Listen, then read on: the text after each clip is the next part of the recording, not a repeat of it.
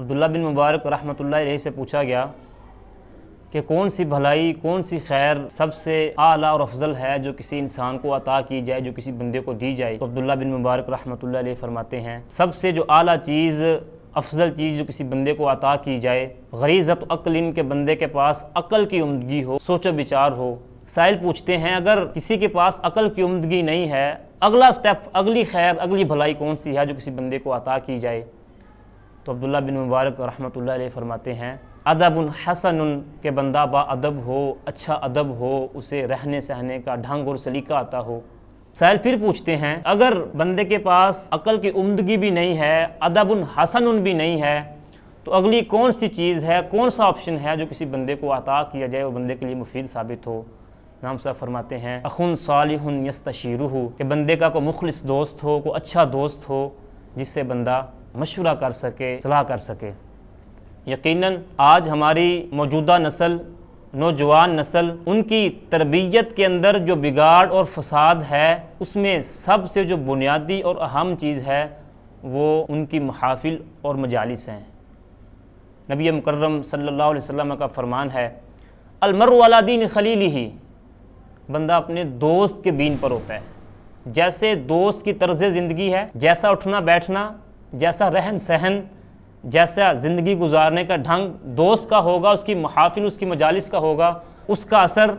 وہ انسان پر ہوگا۔ یقین مانیے انسان کا اگر دوست اچھا ہے تو یہی دوست کل روز قیامت اجر اور خیر کا باعث ثابت ہوگا،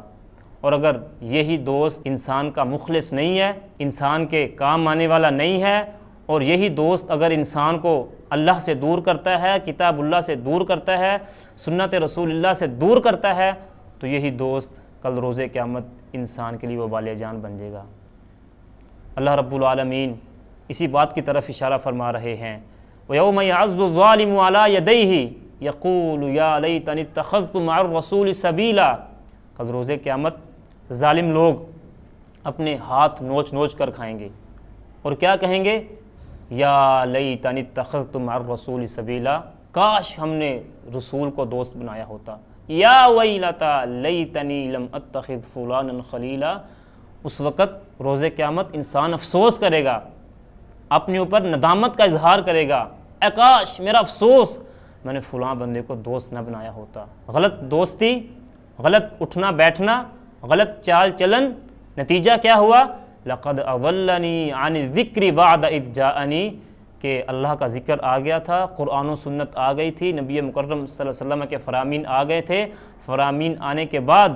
میری اس مجلس نے، میرے اس دوست نے مجھے اللہ کے ذکر سے غافل کر دیا، اور اس غفلت کی وجہ سے روز قیامت آج میں پریشان ہوں، شرمندگی اٹھا رہا ہوں۔ اور اس کے مخالف سمت، اگر میرا دوست اچھا ہوگا، میری دوستی کا معیار اچھا ہوگا، للہیت کی بنیاد پر ہوگا، نبی مکرم صلی اللہ علیہ وسلم نے فرمایا، صحیح بخاری کی روایت ہے، روز قیامت 7 طرح کے لوگ ہوں گے جنہیں رب العالمین اپنے عرش کا سایہ نصیب فرمائیں گے۔ سبعۃ یظلھم اللہ فی ظلہ یوم لا ظل الا ظلہ، جس دن کسی ذات کا سایہ نہیں ہوگا، نفسا نفسی کا عالم ہوگا، اس دن کوئی ذات انسان کے کام آنے والی نہیں ہوگی، اگر ہوں گے تو انسان کے اعمال ہوں گے، نفسا نفسی کا عالم ہے۔ لیکن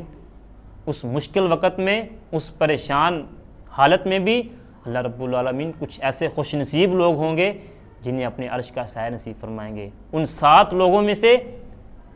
ایک بندہ وہ بھی ہوگا کہ جس نے کسی سے محبت کی ہے تو اللہ کی رضا کے لیے، دوستی کی ہے تو اللہ کی رضا کے لیے، اگر اس نے مشورہ مانگا ہے تو خیر کا مشورہ دیا ہے۔ رجلان تحابا فی اللہ اجتمعا علیہ وتفرقا علیہ، محبت ہے، دشمنی ہے، عداوت ہے، بغض ہے، اللہ کی رضا کے لیے۔ دوستی کا معیار کیا ہے؟ اصلاح، اگلے بندے کی اصلاح۔ اگر میرا دوست ہے تو میں اس کا محاسبہ کروں، ہاں بھائی جان آج کتنی نمازیں پڑھی ہیں، آج قرآن مجید کی تلاوت کی ہے یا کوئی نہیں، آج کتنی نمازیں پہلے صف میں ادا کی ہیں، یہ دوستی کا معیار ہے۔ اگر میرا دوست مجھے خیر کی طرف بلاتا ہے فللہ الحمد، الحمدللہ کہنا چاہیے، اور اگر میرا دوست مجھے خیر کی طرف نہیں بلاتا، اور اگر میرا دوست مجھے شر کی طرف بلاتا ہے اور مجھے قرآن و سنت سے دور کرتا ہے، والعیاذ باللہ، اللہ کی پناہ مانگنی چاہیے ایسے دوست سے، اور اپنا محاسبہ کرنا چاہیے اور اپنی لائن کو سیدھا کرنی چاہیے، تاکہ روز قیامت ہماری دوستی جو ہے یہ میرے لیے مفید ثابت ہو، نہ کہ میرے لیے غیر مفید ثابت ہو۔ رب العالمین عمل کی توفیق عطا فرمائے۔ فجزاکم اللہ خیرہ۔